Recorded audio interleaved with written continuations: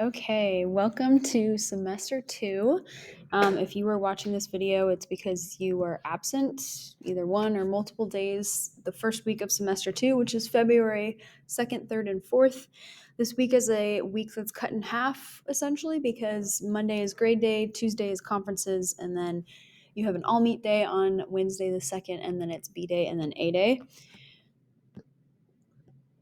So in this video, I'm just going over what you would be missing if you miss any or all of these days.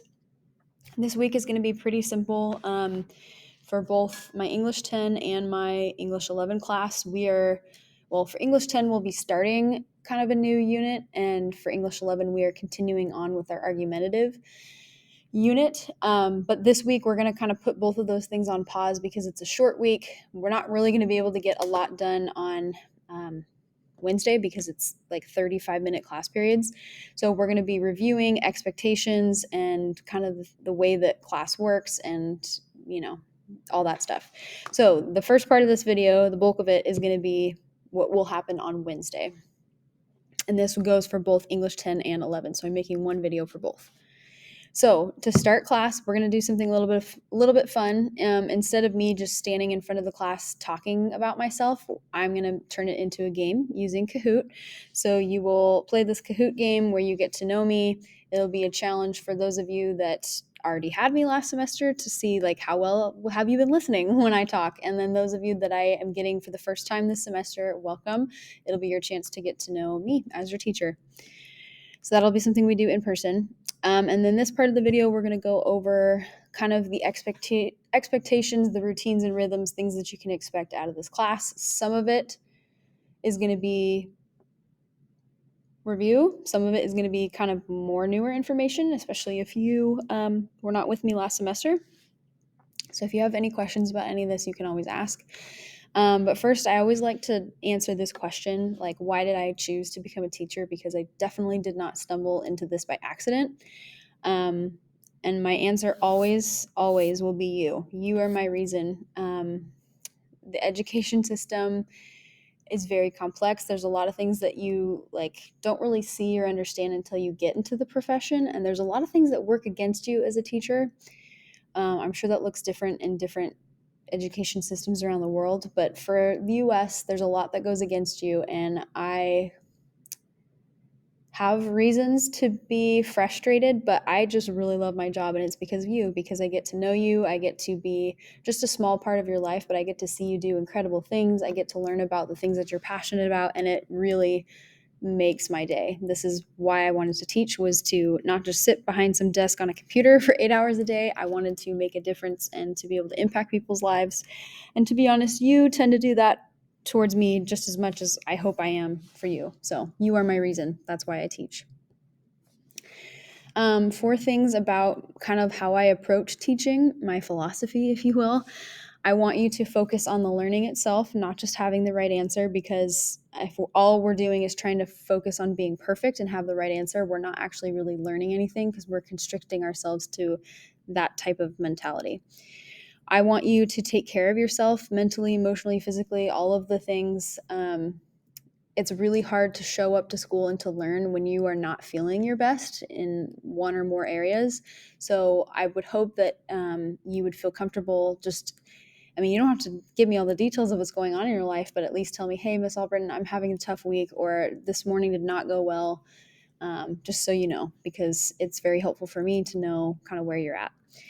The other thing that I really want you to do is to try to approach new things with a growth mindset. English language arts is not everybody's favorite subject, and I totally get that, because growing up, math was not my favorite subject. For some of you, you love math and science, and you're really good at it, and you enjoy it. I've never been that way, and for you, it might be the opposite. Maybe you hate English, and my job is not to get you to fall in love with English. My job is to teach you certain skills and standards in this subject matter, and for you to try to push yourself outside of your comfort zone and just give me your best shot, which leads to the last point. All I want from you is effort. I want you to try. I want you to put effort in what you're doing, and not try to be perfect, because if you try to be perfect, you're not going to grow and you're not going to learn. And if you do, it's going to be very minimal and not very good. So here are some things that you can expect out of English. Again, some of this will be review, some of it will be kind of newer information. Number one, the syllabus. I have printed off copies if you would like, but it's all on Canvas. So if you want that, it's up there. It basically is going to talk about a lot of the stuff that I'm talking about right now. Classroom tour. I have lots of books in my room. Obviously, I'm an English teacher. If you ever want to borrow any, there should be a code that you can scan. But I have lots to choose from. And this is a office hours sign that's posted outside the window by my door. This will be updated weekly so that you can see when I will be in before and after school. Another rule of thumb, if my door is open and my lights are on, that usually means that I'm in the room. If my door is open, my lights are on, and I'm not in the room, it's because I stepped out to use the restroom or I had to go pick up something from the printer upstairs. If I'm like not going to be returning back to my room, the door is usually shut and the lights are off, so you can gauge that as well. We will continue on just like the first semester with having weekly Google Slides. This will be the bulk of the points that you get for assignments. And the goal is that as long as you are following along, participating in class, you're not screwing around on your phone all period, as long as you do those things, you should be able to submit your Google Slides by the end of the week. I give you 2 weeks to turn it in, but if you're following along, it should really be no problem for you to submit it at the end of the week. And this is kind of how we have like a digital journal, but through Google Slides that you can edit, that we go along through together. My homework policy is staying the same. It's basically non-existent. The only 2 times that you would ever really have homework in this class is if one, you're doing honors credit, because I'm going to push you to do a little bit more, which usually means it'll have to happen outside of regular class time, or it's because you're not using your time wisely. As long as you focus, you try to put effort in and get some work done in class, you should be able to finish the things that we're working on in class. If you're not focusing, if you're choosing to talk to your friend or be on your phone or completely ignore everything and sink your head into a book, you're not going to be able to get anything done, and automatically what we're doing in class will become homework because you're going to have to do it outside of class. I don't like homework. I don't really believe in it because there's lots of things you can ask me about that another time, but that's how I roll. Sometimes we're working on something and maybe you are just not quite there. You're feeling extremely stuck and it's just not clicking for you. That's not your fault. I've been there plenty of times, math class specifically. So if you feel like the time that I'm giving you in class is not enough and you would like some extra help or even just come after school and ask me a question, I am totally open to do that. I understand that we all learn at different paces. And so as long as you can communicate that to me, I think we will be just fine. Okay, this is something that I really haven't held myself to very much during the first semester, and I'm really going to try to break that and actually hold myself accountable this semester. I have this thing, I was really good at it last year when we were online, called Miss A's 4 p.m. policy. So essentially, I try really hard to not look at my email or respond to anything after 4 p.m. during the week or on the weekends. Haven't really done a great job of that, but I'm going to try to get back to it because I just need to be able to submit some boundaries to help me not get burnt out as a teacher. So if you have something you need to talk to me about, as soon as you know, please tell me. I understand sometimes there's like emergencies that happen or things come up, but other than that, please be aware of this and help me hold myself accountable. Okay, this is something, especially for those of you that I had last semester. I think you forgot about this. Every week, the video that you're watching right now, they all go in here in the resource folder in Canvas, and it's there for you. They're videos that I record every week going through the lessons. So when you are absent, go check that video first, and then you can come and email me and say, hey, I was absent, but I still have questions about this, because all of your questions should be answered through here. Okay, break time.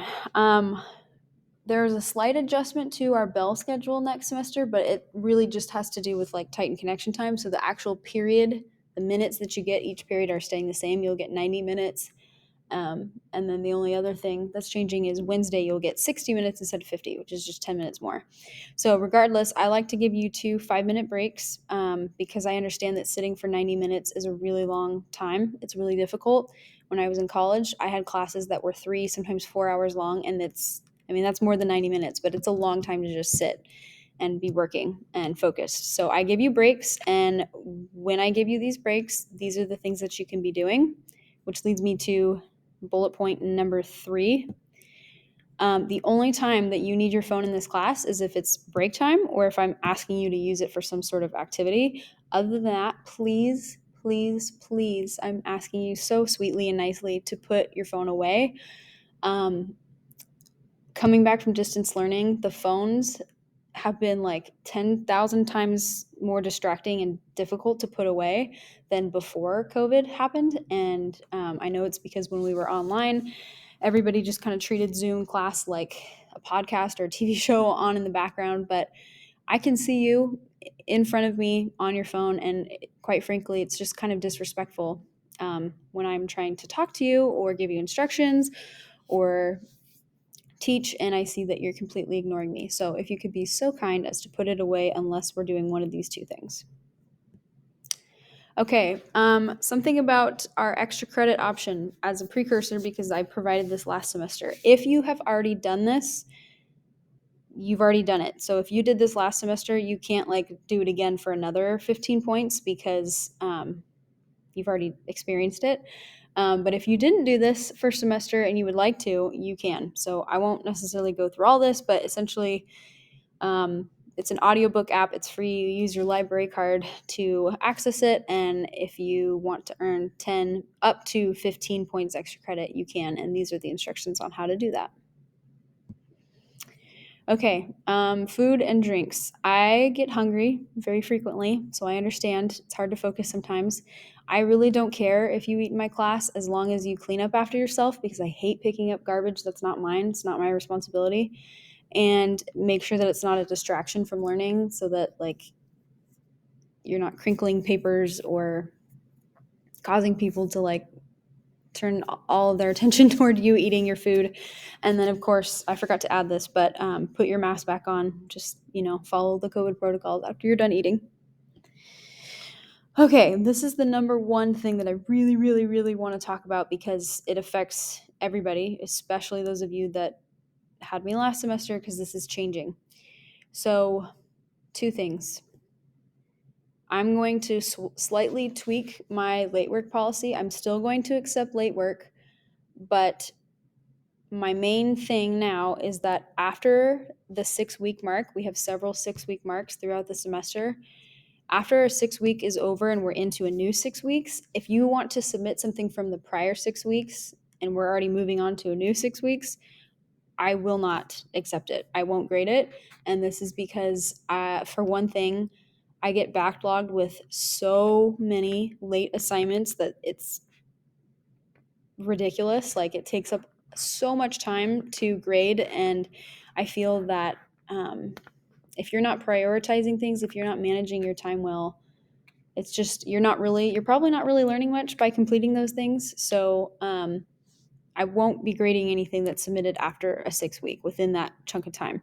You can consider it just like locked. With that being said, I'm still very gracious and chill. So if you need help, if you need an extension, if the 6 weeks is already come and gone and we're in a new 6 weeks, but you're like, oh my gosh, Miss Albritton, this happened and this came up, like just talk to me, just communicate, and we can make out a plan to fix that and to work on it together. But if you do not communicate to me what's going on, it's on you. So just be aware of that. And then lastly, if you are new, if I did not have you last semester, I would love for you to fill out this Google form. It's linked in Canvas. This will help me get to know you better and know things like what name you prefer me to call you, or kind of like things that you're interested in. So if you haven't had me before, please fill this out. Okay, the rest of the video I'm not going to go over in this video because it's stuff we're going to be doing in class, kind of like in small groups. We're going to look over our SMART goals. We did this weeks ago, and we're going to try to like take a day to look at that and see where we're at with our goal. So if you have any questions about that, please let me know. Other than that, that is week 1 for both English 10 and English 11.